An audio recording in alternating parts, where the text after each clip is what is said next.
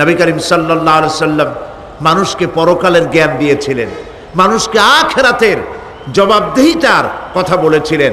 জবাবদেহিতা শুধু গভর্নমেন্টের কাছে না, শুধু ঊর্ধ্বতন কর্মকর্তার কাছে না, ট্রান্সপারেন্সি, স্বচ্ছতা, জবাবদেহিতা শুধু ঊর্ধ্বতন কর্মচারী বা কর্মকর্তার কাছে নয়, সব থেকে বড় জবাবদেহিতা হবে কার কাছে?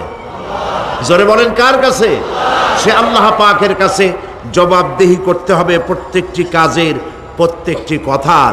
এই কথাগুলি কোরআনে কারিমে আল্লাহ পাক বিধৃত করেছেন। পরকালের উপরে আল্লাহ যত কথা বলেছেন,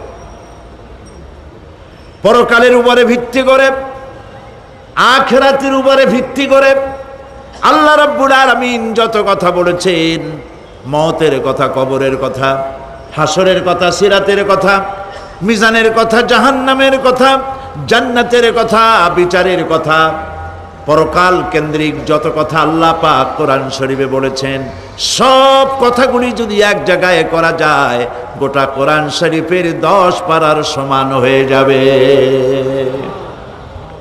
সম্ভবত কোরআনে কারিমের এমন কোনো রুকু, এমন কোনো পাতা নাই যেখানে আকারে ইঙ্গিতে পরকালের জবাবদেহিতা সম্পর্কে একেবারে কিছু বলা হয়নি।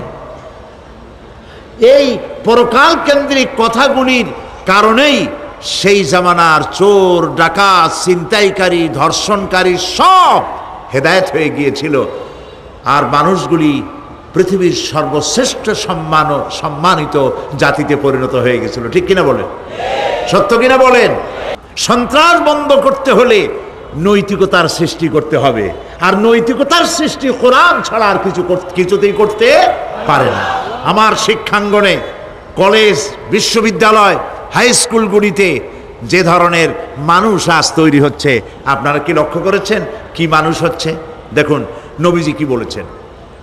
আল্লাহর নবী বলেন, ইন্নাল্লাযী লাইসা ফি জাওফিহি শাইউম মিনাল কুরআনি কাল বাইতিল খারিব।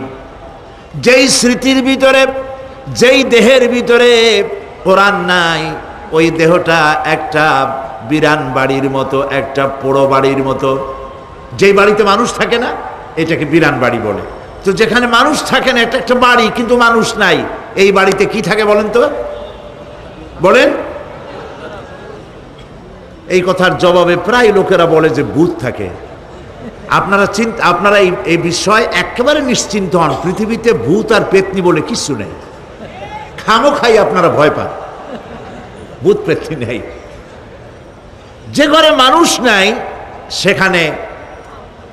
সেখানে চামচিকা থাকে, সেখানে বিচ্ছু থাকে, সাপ থাকে, সেখানে এই ধরনের সরীসৃপ এগুলি থাকে।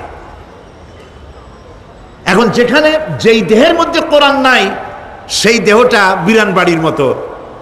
আমাদের শিক্ষাঙ্গনগুলিতে এক সময় এর মনোগ্রামগুলিতে লেখা ছিল ইকরা বিস্মি রাব্বিকাল্লাযী খালাক, লেখা ছিল রব্বি জিদনি ইলমা, লেখা ছিল না? ছিল। 1972 সনে যারা ক্ষমতায় এলেন, তারা এসে আল্লাহর কোরআনের আয়াত দুটি তুলে ফেলে দিলেন। এটি কি মিথ্যে না সত্য? দেখুন কোরআনে কারিম এমনিতেই ওখানে পড়ানো হয় না, পরীক্ষায় পাশ করার জন্য 2-4টা আয়াত, 2-4টা হাদিস, আর তো কিছু নাই। একথা সত্য কিনা? মনোগ্রাম ছিল, কোরআনের আয়াত লেখা ছিল, এই কোরআনের আয়াত তুলে দেওয়া হলো। এখন কোরআন নাই। কোরআন নাই কি আছে?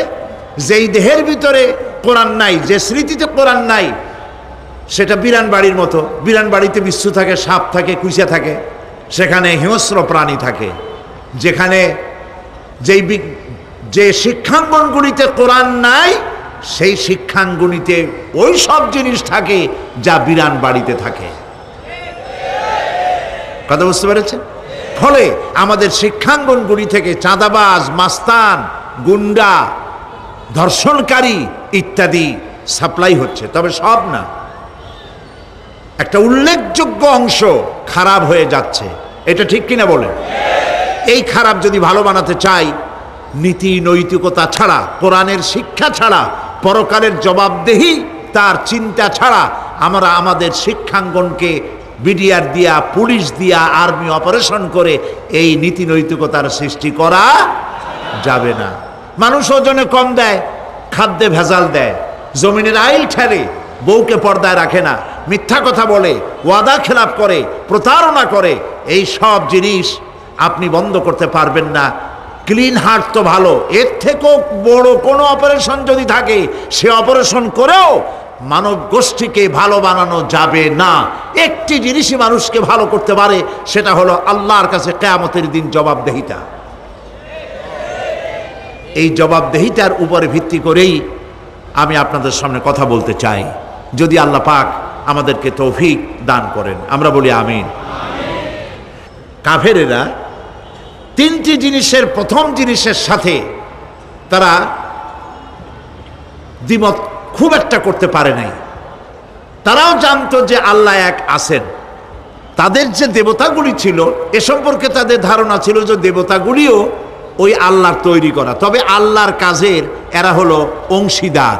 যেরকম গভর্নমেন্টের একজন প্রধানমন্ত্রী থাকে আর একজন প্রেসিডেন্ট থাকে, আর বিভিন্ন বিভাগে মন্ত্রীরা থাকে, আল্লাহর ওইভাবে রাষ্ট্র, আল্লাহ বা ভগবান বা গড, তারও এই বিশ্ব এগুলিকে পরিচালনা করার জন্য বিভিন্ন মন্ত্রণালয় আছে, আর ওই সব মন্ত্রণালয়গুলিতে আমাদের দেবতাগুলিকে এইভাবে শরীক করে রাখা তিনি রেখেছেন। এটা হলো তাদের ধারণা। 2 নম্বরে, নবী করিম সাল্লাল্লাহু আলাইহি ওয়াসাল্লামের রিসালাত সম্পর্কে তাদের এই ব্যাপারে তারা একমত হতে পারে নাই, কিন্তু নবী করিম সাল্লাল্লাহু আলাইহি ওয়াসাল্লাম মিথ্যা কথা বলেছেন নাউজুবিল্লাহ, এটা তারা ধারণা করতে পারতো না। কারণ 40টি বছর পর্যন্ত একটি মিথ্যে কথা তিনি বলেন নাই। সুবহানাল্লাহ বলেন। নবুয়তের আগ পর্যন্ত কোনো মিথ্যে কথা তার কাছ থেকে লোকেরা শোনে নাই।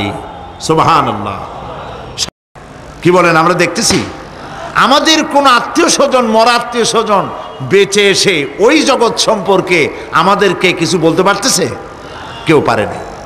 কাজেই সেই পরকালটা কেমন হবে নবী করিম সাল্লাল্লাহু আলাইহি ওয়াসাল্লাম বলেছেন, কেউ যদি দেখতে চায় তাহলে দুনিয়ায় বেঁচে থাকা অবস্থায় কেউ যদি পরকাল দেখতে চায় তাহলে সে যেন সূরা নাবা, সূরা নাজিআত, সূরা তাকবীর, সূরা আল ইনফিতার সে যেন পড়ে, তাহলে কিয়ামত তার চোখের সামনে ভেসে উঠবে। সুবহানাল্লাহ।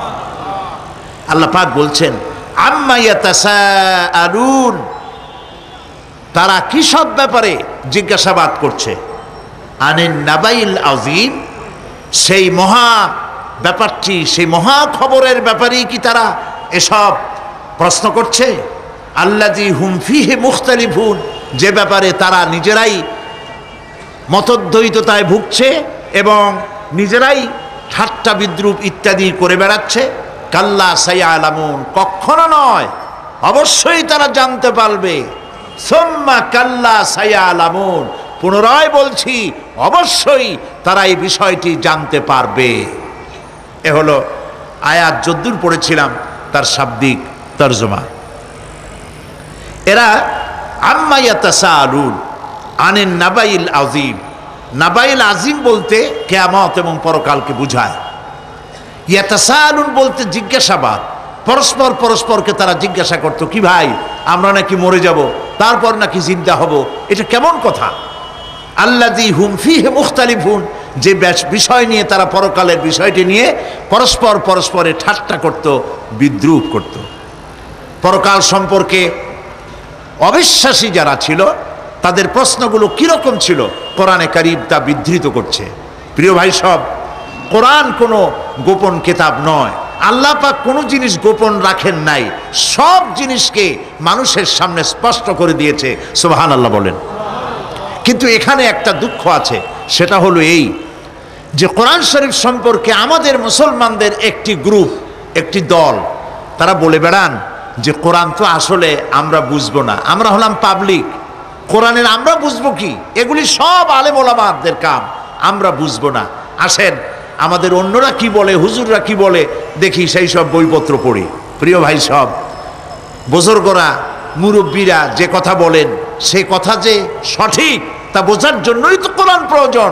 কোরআনই যদি না বুঝলেন তাহলে তারা আপনাদেরকে বিভ্রান্ত করছে কিনা সেটা তো আপনি বুঝতে পারবেন না। কথা ঠিক কিনা বলেন? এখন কোরআন বোঝা যারা বলেন যে এটা কোরআন বোঝা সহজ নয়, কঠিন, আমার চিন্তায় এই লোকগুলি, এই বিশাল একটি গ্রুপ, একটি দল, শয়তানের বড় রকমের ওয়াসওয়াসার ভিতরে তারা নিমজ্জিত হয়ে গেছে। আল্লাহ মেহেরবানি করে এই ভাইদের দৃষ্টিকে খুলে দিন, যাতে তারা বুঝতে পারে যে কোরআন শুধু আলেম ওলামাদের জন্য নয়, কোরআন পৃথিবীর সমস্ত মানুষের জন্য। হুদাল্লিল আলিমিন তো আল্লাহ পাক বলেন নাই আলেমদের জন্য নাজিল করেছি, তা তো বলেন নাই, বলেছেন হুদাল্লিন নাস, সমস্ত মানুষের জন্য কোরআন দেওয়া হয়েছে। এখন কোরআন বোঝা কঠিন না সহজ? এই প্রশ্নের জবাবে আল্লাহ রাব্বুল আলামিন, আমরা প্রশ্ন করব, আমাদের প্রশ্ন করার অনেক আগে আল্লাহ রাব্বুল আলামিন সূরা কামারের ভিতরে একটি প্রশ্নের জবাব 4 বার দিয়েছেন। আল্লাহ পাক বলেছেন, ওয়া লাকাদ ইয়াসসারনাল কুরআনা লিযিকর ফাহাল মিন মুদ্দাকির। আল্লাহ পাক বলেন, আমি আল্লাহ অবশ্যই কোরআনকে মুখস্থ করার জন্য আর কোরআন বোঝার জন্য মানুষের কাছে আমি সহজ করে দিয়েছি। ফাহাল মিন মুদ্দাকির, আছে কে কেউ এর থেকে উপদেশ গ্রহণ করার? 4 বার আল্লাহ পাক বলেছেন সূরা কামারের ভিতরে, অবশ্যই কোরআন আমি বোঝার জন্য সহজ করে দিয়েছি। সুবহানাল্লাহ বলেন। আমরা বুঝতে চাই না, তাহলে বুঝবো কি করে? বুঝতে চাইলেই তো আমরা বুঝতে পারবো, চেষ্টা করলেই বুঝতে পারবো। কোরআনে কারীমের এই সূরাটির দিকে লক্ষ্য করেন, আল্লাহ পাক বলছেন কাফেরেরা এটা বিশ্বাস করতো না। বিশ্বাস না করে তারা কি সব প্রশ্ন উঠাইতো, সেই প্রশ্নগুলো আল্লাহ পাক তুলে ধরেছেন। আরেকটি জিনিস লক্ষ্য করুন, আল্লাহর চাইতে শক্তিধর পৃথিবীতে কেউ আছে? আকাশে কেউ আছে? কোথাও কেউ আছে? কেউ নাই। আল্লাহরে অস্বীকার করছে একদল লোক, বলতেছে মানি না। আল্লাহ পাক ফেরেশতা পাঠায় দিলেন, ওদের গর্দান পিটাই ভাঙ্গে দাও, আমারে মানে না কে? এইরকম কি আল্লাহ করছে? না, করেন নাই। ওরা বলে পরকাল মানি না, আল্লাহরে মানি না। আল্লাহ পাক কোরআনে যুক্তি দিয়েছেন, আর নবী করিম সাল্লাল্লাহু আলাইহি ওয়াসাল্লামকে বলেছেন, ইন্নামা আনতা মুযাক্কিরুন লাস্তা আলাইহিম বিমুসাইতির। হে নবী, উপদেশক করে আপনাকে পাঠিয়েছি, আপনাকে লাঠি চার্জ করার জন্য পাঠাই নাই। আপনি দারোগা নন, আপনি প্রচারক। মানুষকে উপদেশ দিন সুন্দর সুন্দর ভাষায়, উদউ ইলা সাবিলি রাব্বিকা বিল হিকমাতি ওয়াল মাউইজাতিল হাসানা, মিষ্টি মিষ্টি ভাবে, সুন্দরভাবে, সুকৌশলে মানুষকে ভালো ভালো কথাগুলি সুন্দর করে বুঝিয়ে দিন। সুবহানাল্লাহ বলেন। এখন এই কাফেররা বলছে পরকাল বুঝি না, এটা কেমনে হয়? আমরা অস্বীকার করি, মানি না। আল্লাহ পাক সাথে সাথে ফেরেশতা দিয়ে কারো ঘাড় মটকান নাই, কিন্তু পারতেন না? পারতেন না? আরে ভাই বলেন না কেন, পারত কি না? অবশ্যই পারতেন, কিন্তু তা করেন নাই। প্রত্যেকটি কথা যুক্তি দিয়ে, হাজারো যুক্তি দিয়ে আল্লাহ পাক বুঝাইছেন। সুবহানাল্লাহ। কাফেরেরা প্রশ্ন করল, তারা বলতো আমাদের এই জীবন শেষ, মৃত্যুর পরে আমাদের আর নতুন করে ওঠা লাগবে না।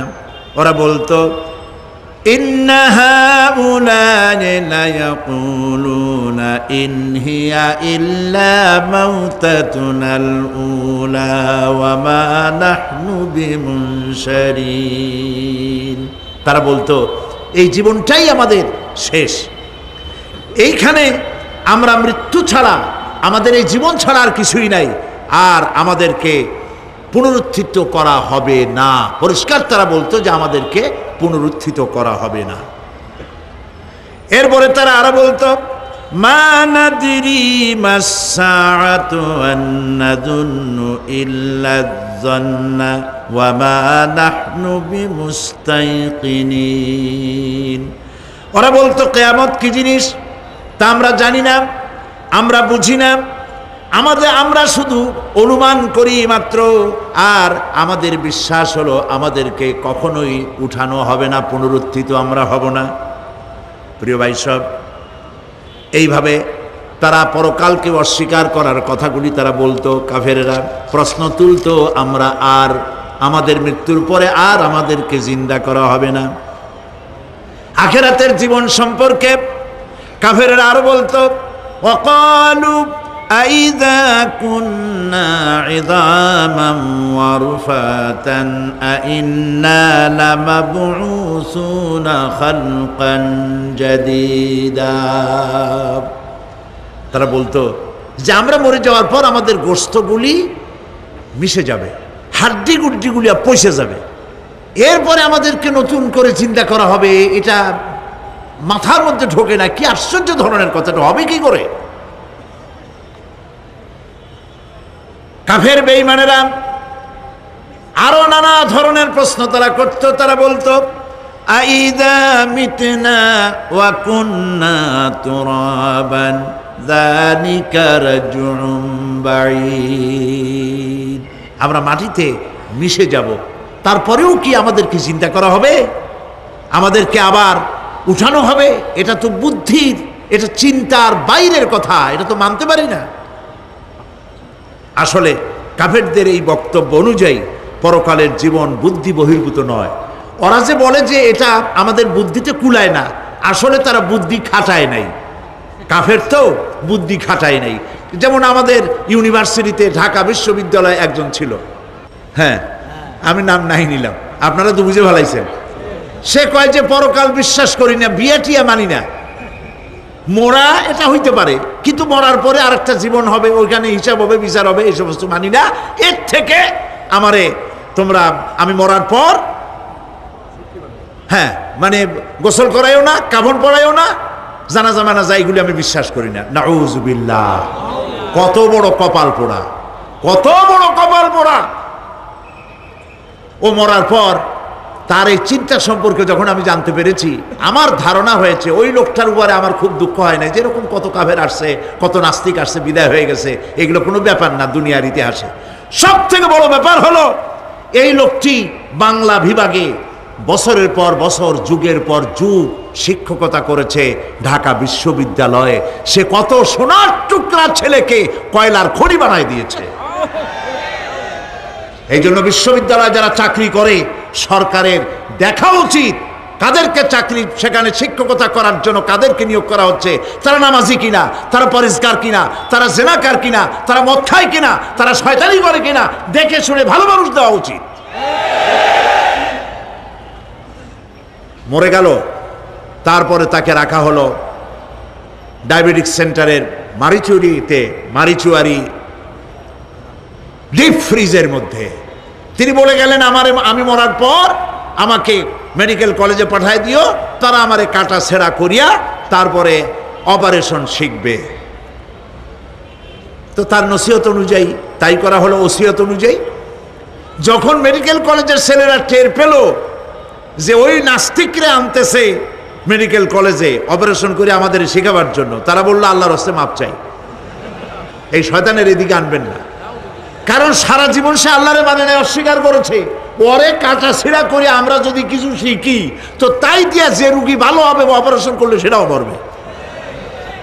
সুতরাং মাপ চাই, ফিরাও। ফিরাইয়া এখন ওইটার কি অবস্থা হয়েছে আমি জানি না, লেটেস্ট নিউজ জানি না কোথায় আছে। যদি এখন কবর তো কপালে হইল না, এখন যদি রাস্তাও ভালায় দেয়, আমাদের দেশের কুত্তাও খাবে না। কারণ কুত্তাগুলি আমাদের দেশে এত অভদ্র না যে এত পচা বাসি লাশ খাবে, ওদেরও একটা রুচি টুচি আছে। প্রিয় ভাই সব,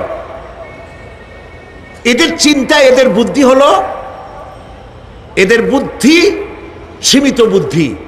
আর আল্লাহ কোরআনে বুদ্ধির কথা বলেন নাই, আল্লাহ বলেছেন জ্ঞানের কথা। আর ওরা হলো বুদ্ধিজীবী। ওরা কি জীবী কন? বুদ্ধিজীবী। আচ্ছা আপনারা একটা প্রশ্নের জবাব দেন তো, দুনিয়ার সব থেকে বড় বুদ্ধিজীবী কেডা? মাশাআল্লাহ, আপনাদের ওয়াজ না শুনাইলেও হবে, আপনারা তো জানি ফেলাইছেন সব। সব থেকে বড় বুদ্ধিজীবীর নাম হলো শয়তান। আর সব থেকে বড় জ্ঞানীর নাম হযরত আদম আলাইহিস সালাম। মানুষের মধ্যে সর্বপ্রথম তাকে জ্ঞান দান করেছিলেন। সুবহানাল্লাহ। আল্লাহ পাক কোরআনের মধ্যে কোথাও বলেন নাই যে আমি বুদ্ধি দিছি। আল্লাহ পাক বলেছেন ওয়া আল্লামা আদামাল আসমাআ কুল্লাহা, আমি আদমকে সমস্ত জিনিসের জ্ঞান দিয়েছি, নামগুলা শিখাইছি। সুবহানাল্লাহ। ওয়ালাকাদ আতাইনা লুকমানাল হিকমা, আমি লোকমানকে জ্ঞান দান করেছি। ওয়ালাকাদ আতাইনা দাউদা ওয়া সুলাইমানা ইলমা, আমি দাউদ আর সুলাইমানকে কি দিছি? বুদ্ধি দিছি। কি দিছি? জ্ঞান দান করেছি। ইব্রাহিম আলাইহিস সালাম বলেছেন, হে আমার আব্বা, হে আমার পিতা, আমার কাছে এমন জ্ঞান এসছে যে জ্ঞান আপনার কাছে নাই। ফাত্তাবিউনি আহদিকা সিরাতান সাবিয়্যা, আপনি আমার অনুসরণ করেন, আমি আপনাকে সোজা রাস্তায় উঠায় দেব। সুবহানাল্লাহ। আমার কাছে এমন ইলম আসছে। কোরআনে কারিমে আল্লাহ রাব্বুল আলামিন বুদ্ধি শেখো, আল্লাহর কাছে বুদ্ধি কামনা করো, এটা তিনি এক জায়গাও বলেন নাই। বলেছেন আমার কাছে দোয়া চাও, রব্বি জিদনি ইলমা। পড়েন সবাই, রব্বি জিদনি ইলমা। আবার বলেন, রব্বি জিদনি ইলমা। আয় আল্লাহ, তুমি আমার জ্ঞান বৃদ্ধি করে দাও। শয়তান ছিল বুদ্ধিজীবী, আদম আলাইহিস সালাম ছিলেন জ্ঞানী। শয়তান শুদ্ধা। আল্লাহ পাক যখন সকলকে বললেন উসজুদু লিআদামা, সবাই মিলে আদমরে সেজদা দাও, ফাসাজাদু, সবাই মিলে সেজদা করলো, ইল্লা মিস্টার ইবলিস সেজদা করলো না। আবা ওয়াস্তাকবারা ওয়া কানা মিনাল কাফিরিন, কপাল পুড়লো, জম্মের পোড়া। এখন ও যে বুদ্ধিজীবী, দুনিয়ার বড় বুদ্ধিজীবী, দেখেন অবস্থা। আল্লাহ পাক জিজ্ঞেস করলেন, ইবলিস রে, আমার হুকুমটা তুই মানলি না কেন? কোন জিনিস তোরে বাধা দিল আমার হুকুম অমান্য করতে? মানলি না কেন? ও তখন, ও তো বুদ্ধিজীবী, বুদ্ধির আশ্রয় নিয়েছে। সে বলছে, আল্লাহ পাক, এটা মানি নাই একটা বৈজ্ঞানিক কারণেই, একটি দার্শনিক কারণেই মানতে পারি নাই। কারণ হচ্ছে খালাকতানি মিন নার ওয়া খালাকতাহু মিন তিন। তারে বানাইছো মাটি দিয়া, আমারে বানাইছো আগুন দিয়া, আনা খায়রুম মিনহু, আমি ওর থেকে অনেক ভালো। নাউযুবিল্লাহ। কত বড় কপাল পোড়া। আগুনের গতি হলো ঊর্ধ্বমুখী, মাটির গতি নিম্নমুখী। ঊর্ধ্বগতি সম্পন্ন একটা জিনিসকে নিম্নমুখী জিনিসের সামনে মাথা নত করতে বলা তোমার একটা অবৈজ্ঞানিক অদার্শনিক হুকুম হয়ে গেছে। নাউযুবিল্লাহি মিন যালিক। আল্লাহ পাক বললেন, ইন্নাকা রাজিম, মরদুদ, বিতাড়িত, সব আমল বরবাদ করে দিলাম। দেখেন, অপরাধ শয়তান করেছে, অপরাধ আদম আলাইহিস সালামও করেছে। একজন অপরাধ করে শয়তান হয়ে গেল, আর একজন অপরাধ করে আল্লাহর পয়গম্বর হয়ে গেলেন। সুবহানাল্লাহ বলবেন না? কেন? কারণ হলো শয়তান বুদ্ধিজীবী, বুদ্ধির আশ্রয় নিল। আদম আলাইহিস সালাম তিনি বুদ্ধির আশ্রয় নেন নাই, তিনি আকলের, তার জ্ঞানের কাছে তিনি আশ্রয় নিয়েছেন। অর্থাৎ তিনি চিন্তা করতেছিলেন যে আল্লাহ পাক আমাকে নিষেধ করলেন একটা গাছের কাছে যেতে, আমিও গেলাম, বউও গেল, যা নিষেধ করলেন সেটা করলাম। এখন যদি আল্লাহ আমারে প্রশ্ন করেন যে আমার হুকুম অমান্য করলা কেন, কি জবাব দেব? আদম আলাইহিস সালাম জবাব খুঁজে পাচ্ছিলেন না। কিন্তু আমি ওই আয়াত তেলাওয়াত করার পর সর্বপ্রথম সেই ছাত্র জীবনে আমি চিন্তা করলাম জবাবটা একটা দিতে উনি পারতেন।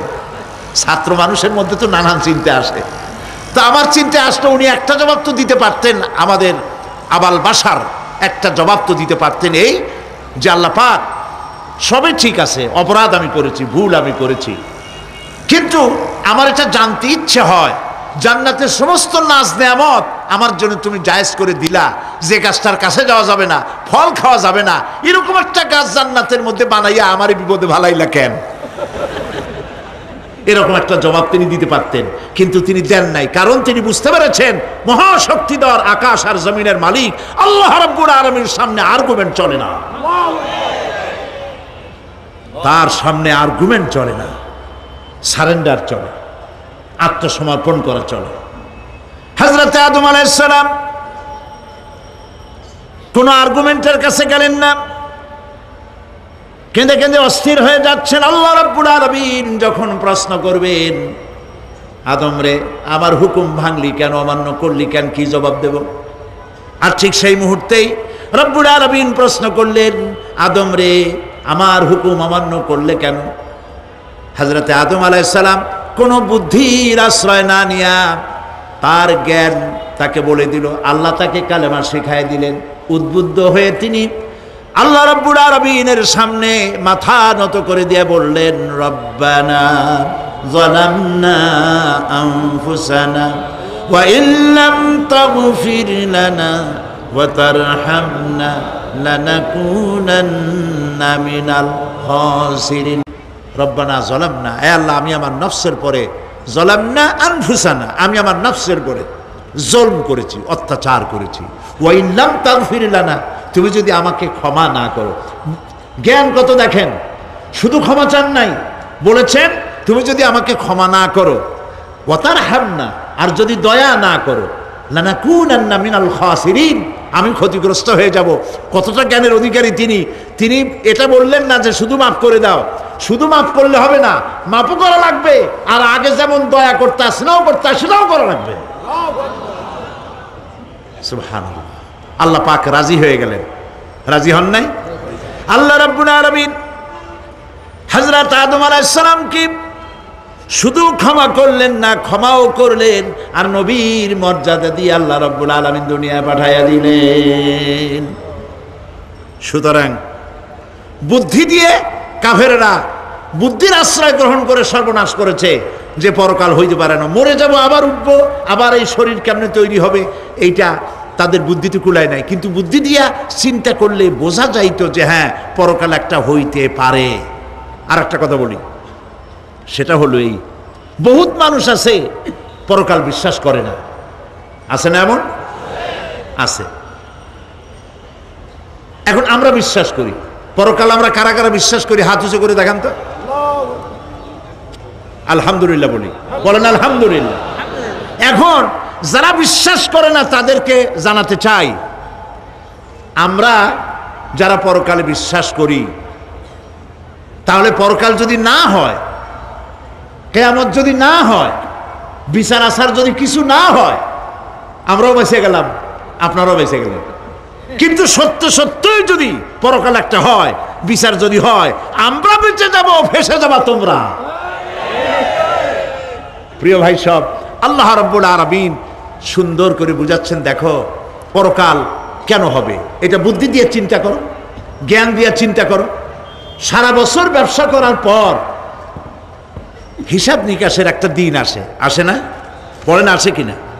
হিসাব নিকাশের একটা দিন আসে সারা বছর ব্যবসা করার পর, সারা বছর লেখাপড়া করার পর, তারপরে কি বলে পরীক্ষা দেওয়ার একটা দিন আসে, আসে না?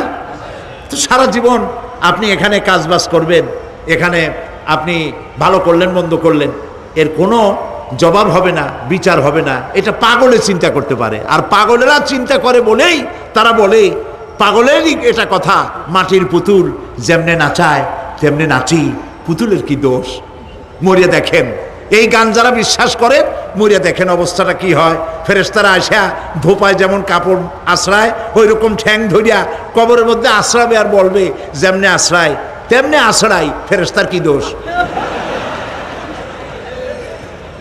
কাজে এই পৃথিবী শেষ কথা নয়, মৃত্যু অবধারিত, মরা লাগবে না। এবার দেখেন আল্লাহ কি বলেন, আল্লাযী খালাকাল মাউতা ওয়াল হায়াতা লিয়াবলুয়াকুম আইয়ুকুম আহসানু আমালা। আল্লাহ পাক বলছেন, আমি মৃত্যু আর জীবন সৃষ্টি করেছি। কেন করেছি লক্ষ্য করুন, লিয়াবলুয়াকুম, যাতে করে আমি তোমাদেরকে পরীক্ষা করে নিতে পারি। কি ব্যাপারে? আইয়ুকুম আহসানু আমালা, আমলের দিক থেকে, নেক কাজের মধ্য থেকে, ভালো কাজ এবং খারাপ কাজের মধ্য থেকে, আইয়ুকুম আহসানু আমালা, থেকে তোমাদের মধ্যে কে উত্তম, কে ভালো মানুষ, এইটার পরীক্ষা নেওয়ার জন্য আমি মৃত্যু আর জন্মের সৃষ্টি করেছি। প্রিয় ভাই সব খুব লক্ষ্য করুন, জন্ম আর মৃত্যু, জন্ম হলে মৃত্যু হবেই, না হবে না? এই যে একটা ডিউরেশন, একটি সময়, এই সময়টা হলো পরীক্ষার সময়। আমরা যারা পড়াশোনা করেছি, আপনারা পড়াশোনা করেছেন নিশ্চয়ই, কলেজে অথবা হাই স্কুল অথবা মাদ্রাসায় প্রতি বছর একটা করে পরীক্ষা আসে, আসে না পরীক্ষা? এই পরীক্ষার ডিউরেশন কত সময়? 3 ঘন্টা। কয় ঘন্টা বলে? 3 ঘন্টা। এই 3 ঘন্টা পরীক্ষা দিতে গিয়ে আপনারা কি কোনো ছাত্রকে দেখেছেন যে প্রশ্নপত্র সামনে নিয়ে গল্প করতেছে, প্রশ্নপত্র সামনে নিয়ে তাস খেলে, জুয়া খেলে, আর একদিকে তাকায় থাকে? প্রতিটি মুহূর্ত সে কাজে লাগাচ্ছে, প্রতি মুহূর্ত কাজে লাগাচ্ছে। 3 ঘন্টা পুরা হওয়ার 2 ঘন্টার মধ্যে পরীক্ষা তার শেষ হয়ে গেছে, কিন্তু সে চলে যাচ্ছে না, বাকি আরো 1 ঘন্টা আধা ঘন্টা রিভাইজ করতেছে। সে যা যা পরীক্ষা দিয়েছিল প্রশ্ন অনুযায়ী জবাবগুলি ঠিক হয়েছে কিনা সে মিলাই দেখে। কারণ কি? কারণ হলো এই পরীক্ষা যদি ফেল করি, বাপ মায়ের কষ্ট করা পয়সাগুলি বিফলে চলে যাবে, আমি চাকরি পাবো না, আমার জীবনটা 1 বছরের জন্য নষ্ট হয়ে যাবে। এই জন্য সে এত খাটাখাটনি করে পরীক্ষায় ভালো ফল করার জন্য সে পরীক্ষা দেয় এবং পরীক্ষার রেজাল্ট এই পৃথিবীতেই হয়। ঠিক কিনা বলেন? খাতা দেখতে যতদিন লাগে তারপরে পরীক্ষা হয়। খুব লক্ষ্য করুন, আমাদেরও একটা পরীক্ষা চলতেছে এই পৃথিবীতে সকলে। ওটা শিক্ষাঙ্গনের পরীক্ষা, এটা জীবনের পরীক্ষা। এই যে ওর পরীক্ষার ডিউরেশন সময়কাল 3 ঘন্টা, আর আমাদের পরীক্ষার সমস্ত মানুষের পরীক্ষার সময়কাল হলো জন্ম থেকে শুরু করে মৃত্যু পর্যন্ত। এর মধ্যে বালেগ হওয়া পর্যন্ত সময়টা কনসিডারেবল, ক্ষমার যোগ্য। 15 বছর 12 বছর বালেগ হইতে যে কয় বছর লাগছে, এইটা যা করছেন যা বলছেন সব মাপ। কিন্তু বালেগ হওয়ার পরের থেকে নিয়ে মৃত্যু পর্যন্ত যা যা করবেন সমস্ত কাজের হিসাব আল্লাহর কাছে দিতে হবে। একটা প্রশ্ন করি আপনাদের কাছে, রাগ করবেন না তো? বলবেন যে কথা বলতে তো আপনি আসছেন, আমাদের দিয়ে খাটান কেন, এরকম চিন্তা করবেন না তো? প্রশ্নটা হচ্ছে, বলেন তো দেখি, পৃথিবীর মধ্যে সব চাইতে মূল্যবান জিনিস, দামি জিনিস কোনটা? হ্যাঁ, ইখতিলাফ হয়ে গিয়েছে, ইখতিলাফ হয়েছে। কেউ বলেছে যৌবন, কেউ বলেছে কোরআন, কেউ বলেছে ইসলাম। আর যারা বেশি বুদ্ধি রাখে তারা খামোশ, তারা কথা বলে নাই। কোনটা কইয়া কোন জ্বালা চুপ করে থাকাই ভালো। সব থেকে মূল্যবান জিনিসের নাম সময়। সব থেকে মূল্যবান জিনিসের নাম কি? এবার বলেন, এই পৃথিবীর মানুষ সব থেকে অপচয় করে কোন জিনিসে? সময়ে। সময়ের অপচয় আমরা যা করি। বাড়িতে আজকে রাত্রে ক্যালকুলেটর, কম্পিউটার, ক্যালকুলেটর না থাকে যদি কাগজ কলম হাতে নেন। জীবনের 15 বছর বাদ দেন, এখন আপনার বয়স এখন যা, এই বয়সে প্রতিদিন ওই যৌবন প্রাপ্তির পর থেকে নিয়ে এই পর্যন্ত প্রতিদিন টেলিভিশনের সামনে নাটক দেখার জন্য, সিনেমা দেখার জন্য, ন্যাশনাল জিওগ্রাফি দেখার জন্য, ডিসকভারি দেখার জন্য, স্পোর্টস দেখার জন্য প্রতিদিন কয় ঘন্টা টিভির সামনে আপনি বসেন।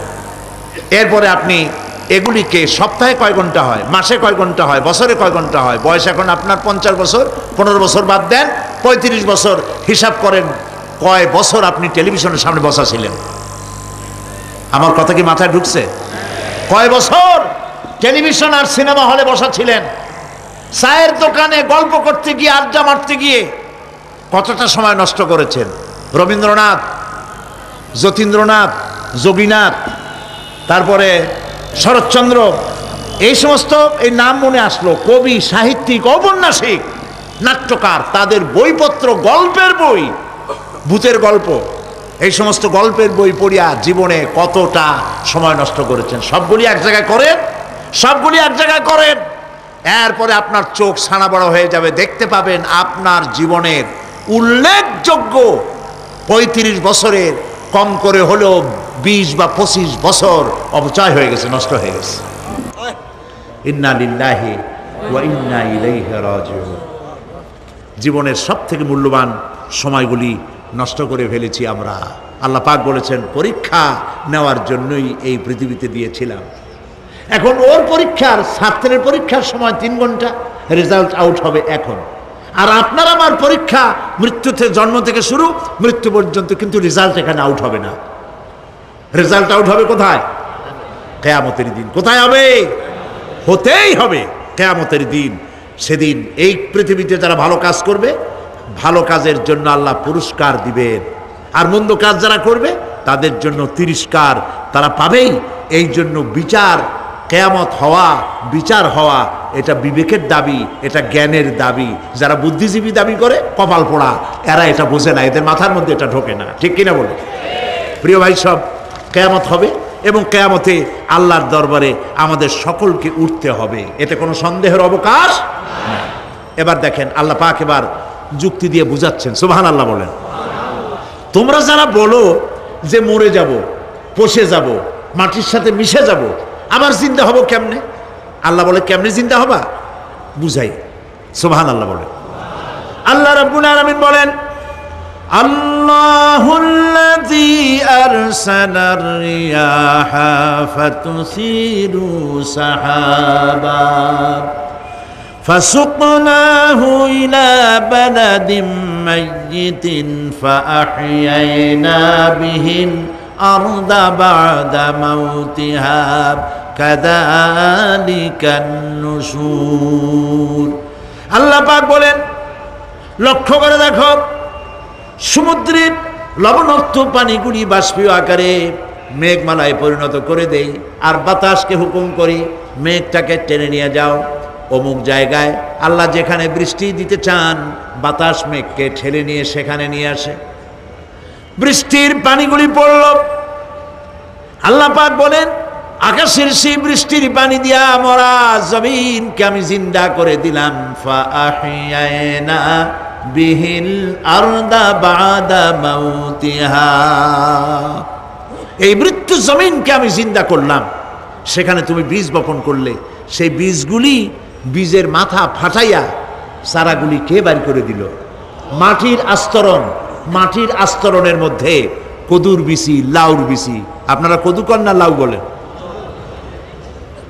যেটাই হোক বুঝলেই হইল, কদু অথবা লাউ একই কথা। অথবা যে কোনো শাক সবজি, উদ্ভিদ, এর চারা, এর বীজ মাটিতে দেওয়া হলো, মাটিটা ফেটে চারা যে পাতা দুটো বেরিয়ে আসলো, এই পাতা কি শক্ত না নরম? তাহলে মাটিটা ফাটাইয়া পাতা দুটো বাইর করে দিল কে? সুবহানাল্লাহ বলে। রব্বুল আলামিন দৃষ্টান্ত দিয়ে বুঝাচ্ছেন, আলাম ইয়াকুন নুতফাতাম মিন মানিয়্যিন ইউমনা সুম্মা কানা আলাকাতান ফাখালাকা ফাসাওয়া ফাজআলা মিনহু যাওজাইনি যাকারা ওয়াল উনসা। আল্লাহ পাক বলেন, মানুষকে নিকৃষ্টতম মাতৃগর্ভে নিক্ষিপ্ত এক ফোঁটা পানি ছিল না, আমি তার থেকে আকার আকৃতি দিয়ে সুগঠিত করে মানুষের আকার দান করেছি, আর মায়ের পেটের ভিতরে আমি নারী আর পুরুষ বানাইছি, কন্যা সন্তান এবং পুত্র সন্তান বানাইছি। সুবহানাল্লাহ কোন। এখন মানুষে কয় যে আমরাও পারি। এই যে ক্লোনিং সিস্টেম একটা শুরু হয়েছে, শুনছেন আপনারা? কথা না কইলে বুঝি কি? ক্লোনিং পদ্ধতি। এটি ক্লোনিং পদ্ধতি বিজ্ঞানীরা যারাই কাজটা করতেছে তারা বিশ্ব সভ্যতাকে বিনষ্ট করার একটি মারাত্মক কাজে তারা হাত দিয়েছে। ক্লোনিং পদ্ধতিতে যে যা কিছু তৈরি হয়, এর আগে ভেড়ার বাচ্চা হয়েছে, ছাগলের বাচ্চা বানাইছে, সেগুলি তার মায়ের মতোই হয়েছে অথবা পিতার মতো হয়েছে। পিতার ডিএনএ নিয়ে একটা পুরুষ জাতীয় জন্তুর ডিএনএ অথবা স্ত্রী জাতীয় একটি জন্তুর ডিএনএ নিয়ে তারপরে বিশেষ প্রক্রিয়ার মাধ্যমে সন্তান, এই বাচ্চা উৎপাদনের ব্যবস্থা তারা শুরু করেছে পশু দিয়ে। এরপরে মানুষ এভাবে করা যায় কিনা সেই চিন্তা তারা করেছে। ইতিমধ্যে নাকি দুটো বাচ্চা হয়েছে, এটা সত্য না মিথ্যা এখনো যাচাই করা যায় নাই। কিন্তু পশুর থেকে যেগুলো হয়েছে সবগুলি রোগ নিয়ে আসছে পৃথিবীতে, গেল এক নম্বর কথা। দুই নম্বরে ডিএনএর মাধ্যমে যে মানব শিশু পয়দা হয় তার সবগুলি তার মায়ের অনুকরণে হয়, একেবারে অবিকল মায়ের চেহারা নিয়ে আসতেছে, অবিকল পিতার চেহারা নিয়ে আসতেছে। চিন্তা করুন, এই মেয়ে যখন বয়সপ্রাপ্তা হবে তখন তার পিতা কি করে বুঝবে তার বউ কোনটা আর মেয়ে কোনটা? উচিত হবে পৃথিবীর সমস্ত নেতৃবৃন্দ, বিশ্ব নেতৃবৃন্দের ঐক্যবদ্ধ হয়ে এই দুঃসাহসিক কাজকে বাধা দিয়ে বন্ধ করে দেওয়া উচিত। আল্লাহর সৃষ্টির সাথে পাল্লা দিতে গেলে ধ্বংস ছাড়া পথ থাকবে না। লক্ষ্য করেছেন? আপনি সাক্ষী দিলে আজ এক সাক্ষী দেবেন, কালকে বলবেন যে ওই সাক্ষী আমি দেইনি। আজকে সই করেছেন, কালকে বলবেন ওই সই আমি করি নাই। কিন্তু আল্লাহ রাব্বুল আলামিন আপনার ফিঙ্গারপ্রিন্ট, আপনার আঙ্গুলের ছাপ এমন করে দিয়েছেন, এই আঙ্গুল দিয়ে যদি কাগজের উপর একটা টিপ মারেন, টিপ সই করেন, আপনার বাবা কবর থেকে উঠে এসেও বলতে পারবে না যেটা আপনার না। আদম আলাইহিস সালাম থেকে নিয়ে আজ পর্যন্ত, আজ থেকে নিয়ে কিয়ামত পর্যন্ত যত মানুষ পৃথিবীতে এসেছে আর আসবে, কোনো মানুষের আঙ্গুলের রেখার সঙ্গে আর একজন আঙ্গুলের রেখার মিল হবে না। এ হচ্ছে আমার আল্লাহর সৃষ্টি। সুবহানাল্লাহ। সুতরাং তিনি বলছেন, আমি মাতৃগর্ভের ভিতরে সন্তান তৈরি করি, সেই সন্তানকে কোনোটা কন্যা সন্তান, কোনোটা পুত্র সন্তান আমি বানাই। এই কাজটা যিনি পারেন, এবার দেখেন সামনে কি বলতেছেন আল্লাহ, এই কাজটি যিনি করতেছেন, আলাইসা যালিকা বিকাদিরিন আলা আইয়ুহিয়াল মাউতা, এত বড় কাজ যিনি সম্পাদন করেছেন, এক ফোঁটা নাপাক পানি, এক ফোঁটা নিকৃষ্ট গান্দা পানি যা শরীর থেকে নির্গত হলে পরে গোসল ফরজ হয়ে যায়, এমন এক ফোঁটা পানি দিয়ে তোমার জন্মের উৎপত্তি করেছি, আকার দিলাম, হাত দিলাম, পাও দিলাম, চোখ দিলাম, সুন্দর করে বানালাম, তারপরে পৃথিবীতে পাঠালাম। এরপরে তুমি কি করে মনে করতে পারো যে সেই আল্লাহ তোমার মৃত্যুর পরে আবার জিন্দা করতে পারবে না? আলাইসা যালিক, আল্লাহ পাক কি তোমাকে মৃত্যুর পরে, আলাইসা যালিকা বিকাদিরিন, আল্লাহ পাকের পক্ষে এটা কি সম্ভব নয় যে তোমার মৃত্যুর পরে আল্লাহ আবার চিন্তা করবেন? বলেন অবশ্যই পারবেন, বলেন অবশ্যই পারবেন। প্রিয় ভাই সব, আল্লাহ পাক এর পরে বলছেন, ইয়া আইয়ুহান নাসু ইন কুনতুম ফি রাইবিম মিনাল বা'সি ফাইন্না খালাকনাকুম মিন তুরাব, হে মানব সকল, যদি সন্দেহ হয় যে আমি তোমাদের পরকাল সম্পর্কে, যদি পুনরুত্থান সম্পর্কে যদি তোমাদের সন্দেহ হয়, জানা থাকা উচিত আমি তোমাদেরকে মাটি দিয়ে সৃষ্টি করেছি, মাটির উপকরণ দিয়ে সৃষ্টি করেছি, এই মাটির সাথে মিশে যাবা, আবার উঠানো হবে। মাটিতে কবরের মধ্যে মুর্দা রাখার সময় কি বলি আমরা? মিনহা খালাকনাকুম ওয়া ফিহা নুঈদুকুম, পড়েন সবাই, মিনহা خلقناكم وفيها نعيدكم ومنها نخرجكم تارة أخرى।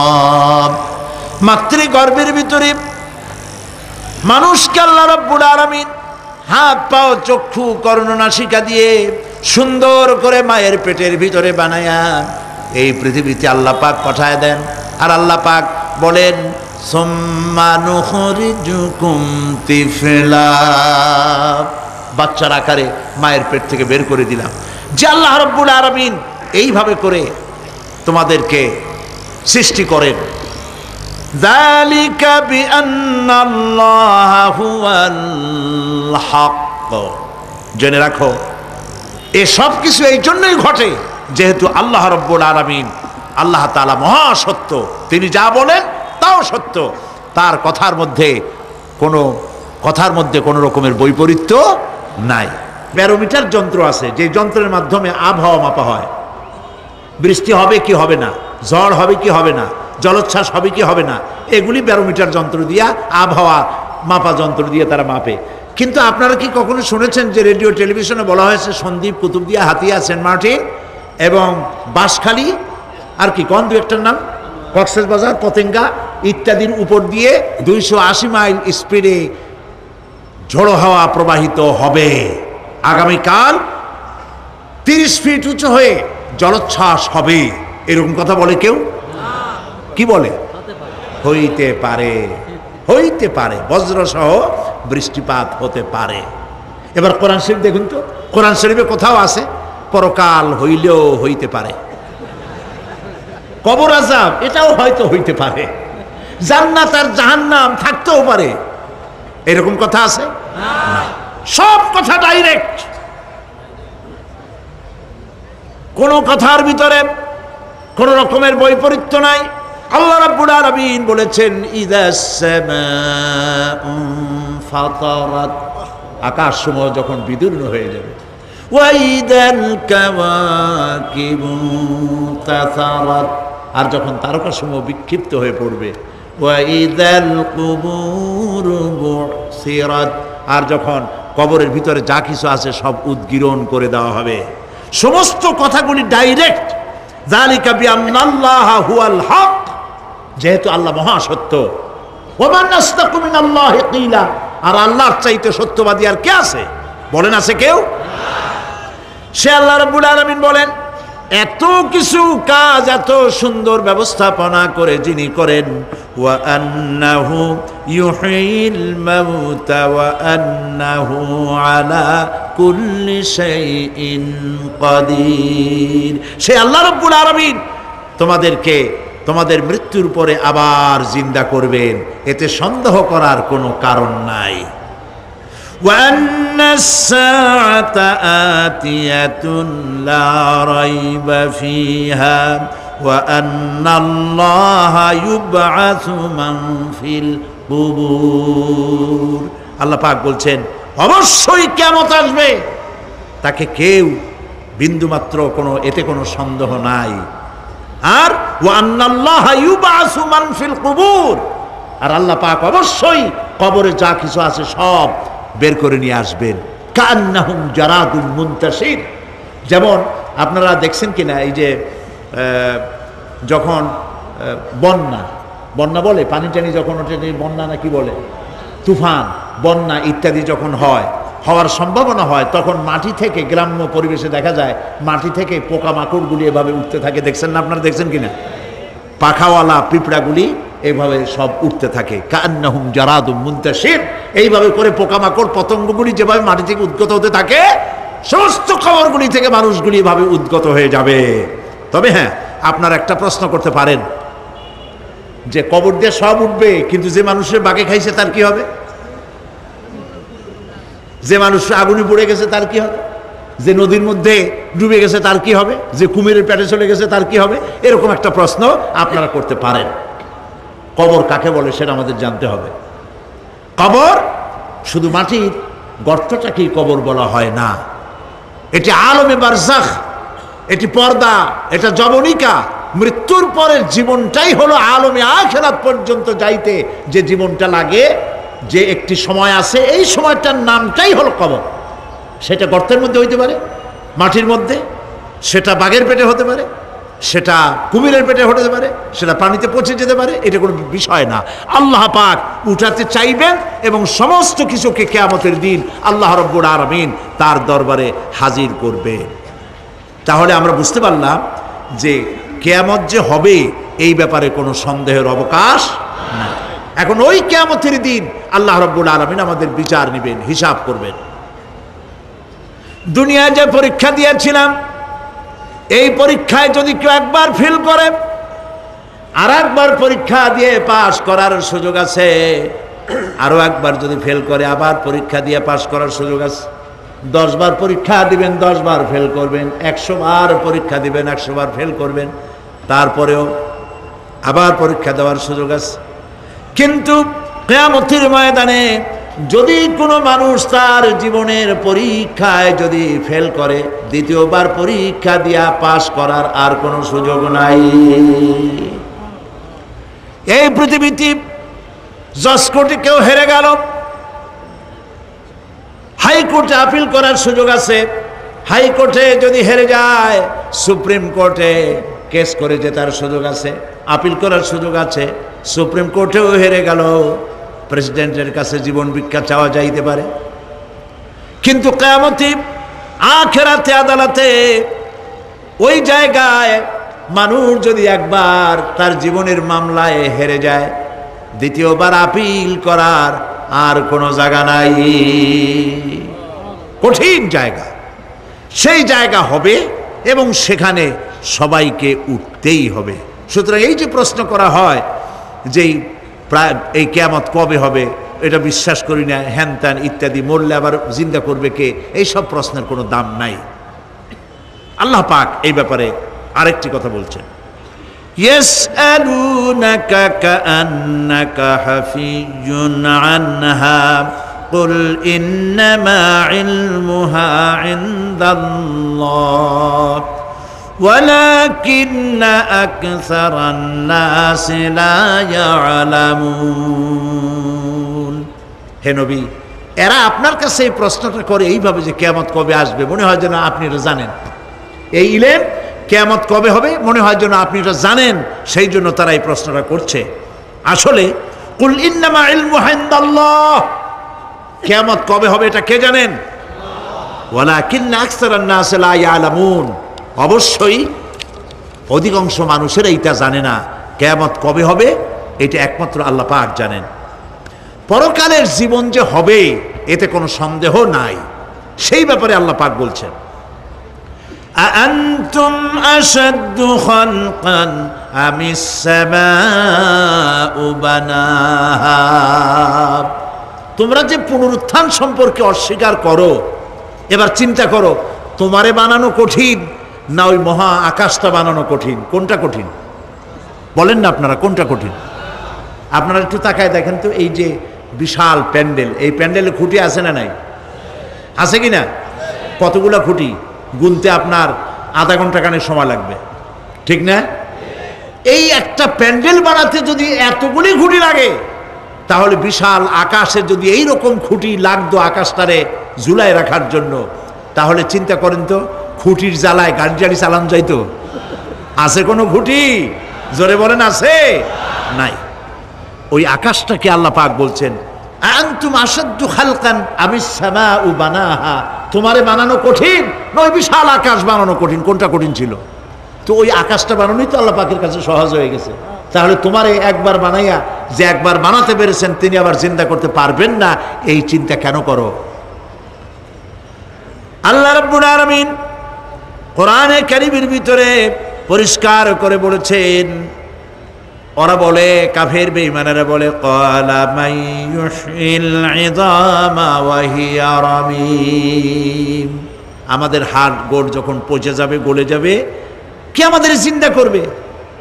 জবাবে আল্লাহ পাক বলেন, হে নবী আপনি বলুন, কুল ইউহয়িয়াল্লাযী আনশাহা আউওয়ালা মাররা।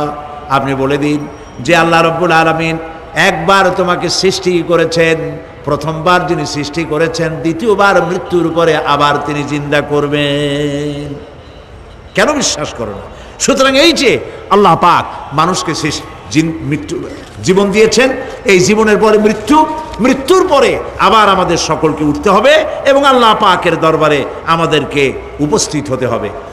এই কথাগুলি যারা অস্বীকার করে, পরকাল যারা মানে না, তাদের সম্পর্কে আল্লাহ পাক বলছেন, والذين كذبوا بآياتنا ولقاء الآخرة حبطت أعمالهم।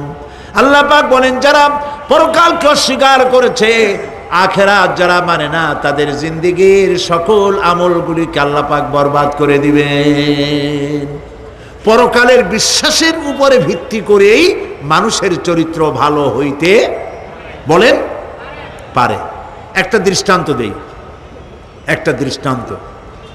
এই যে যারা চুরি করে, ডাকাতি করে, সন্ত্রাস করে মানুষ মারে, সন্ত্রাসগুলি করে কি জন্যে? এদের ধারণা নাই যে আল্লাহ পাক আমাদেরকে উঠাইতে পারবে, আমাদের মৃত্যু হবে। পরকালের চিন্তা নাই বলেই তারা এই কাজটা করে। রাতের আধারে কোটি কোটি টাকার অফার আসছে, কেউ দেখে না। এইখান থেকে, এই টাকার খাওয়া থেকে, অথবা জেনা করা থেকে, অথবা মদ পান করা থেকে গোল্ডেন অপরচুনিটি, সুযোগ আসছে, জেনা করা যায়, মদ খাওয়া যায়, টাকা নেওয়া যায়, অবৈধ টাকা। এই অপরাধ থেকে বাঁচাতে পারে একমাত্র পরকালের জবাবদিহিতা, আখিরাতের ভয়। আল্লাহর কাছে আমাকে জবাবদিহি করতে হবে, এই ভয় ছাড়া আর কোনো কিছুই মানুষের এই বিপদ থেকে মানুষের চরিত্র ভালো বানাইতে পারে না। মানুষের চরিত্র ভালো বানাবার জন্য এটাই হচ্ছে একমাত্র পথ। সেই জন্য আল্লাহ পাক আখিরাতের জীবন রেখেছেন, উঠতে সেখানে হবেই। এই পৃথিবীতে একবার যখন আসছি, আমাদেরকে জিন্দা আল্লাহ করবেন এবং সমস্ত কথাগুলির জবাব আল্লাহর কাছে দিতে হবে। আল্লাহ রাব্বুল আলামিন বলেন, ওয়াত্তুর ওয়া কিতাবিম মাসতুর ফি রাক্কিম মানশুর ওয়াল বাইতিল মা'মুর ওয়াস সাকফিল মারফু' ওয়াল বাহরিল মাসজুর ইন্না আযাবা রাব্বিকা লাওয়াকি' মা লাহু মিন দাফি'। সূরা তুর।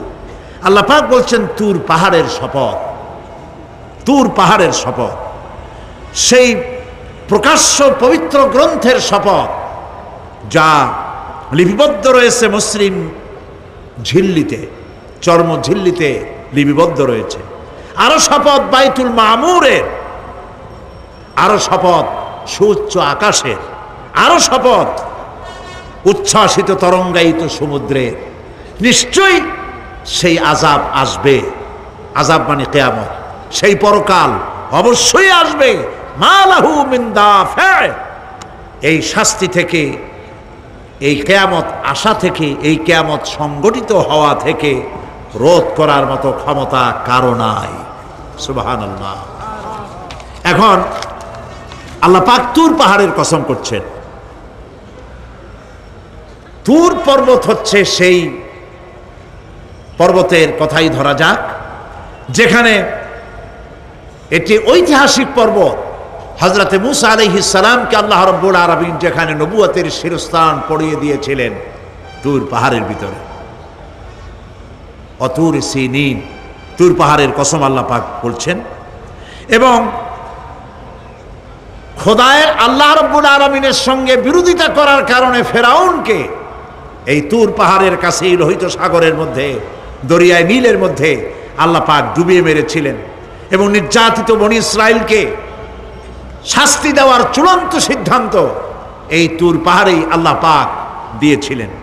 আল্লাহ বলছেন, আমি সেই তুর পাহাড়ের কসম করি। ওয়া কিতাবিম মাসতুর, এবং পবিত্র গ্রন্থের শপথ, যেই গ্রন্থগুলি নাজিল হয়েছে নবীদের উপরে, ইনজিল, তাওরাত, জাবুর, কোরআন, এই কিতাবগুলির কসম করি। সুবহানাল্লাহ। কোরআনের কসম করি, আল্লাহ পাক বলছেন এই কিতাবগুলির কসম করছি। তুর পাহাড়ের কসম করছি, কিতাবগুলির কসম করছি। ওয়াল বাইতুল মামুর, আর বাইতুল মামুরের কসম করছি। সেটা কি? আকাশের প্রত্যেকটি আকাশে একটি করে বাইতুল মামুর আছে। ওই আকাশের ফেরেশতারা এই বাইতুল মামুরকে কেন্দ্র করে আল্লাহ রাব্বুল আলামিনকে সেজদা দেয়। আল্লাহ পাক হযরত আদম আলাইহিস সালামকে বলেছিলেন, একটি ঘর বানাও, বাইতুল মামুরের নিচে বানাও। তিনি বললেন, আমি তো জানি না বাইতুল মামুর কোথায়। হযরতে জিবরাইলকে পাঠানো হলো। বাইতুল মামুর আকাশের যেখানে আছে, ঠিক সেই সোজা বর্তমানে মক্কা শরীফে যে কাবা শরীফ যা আছে, অবিকল আল্লাহ পাকের আকাশে বাইতুল মামুর যেখানে, তার সরাসরি নিচেই কাবা শরীফ স্থাপিত হয়েছে।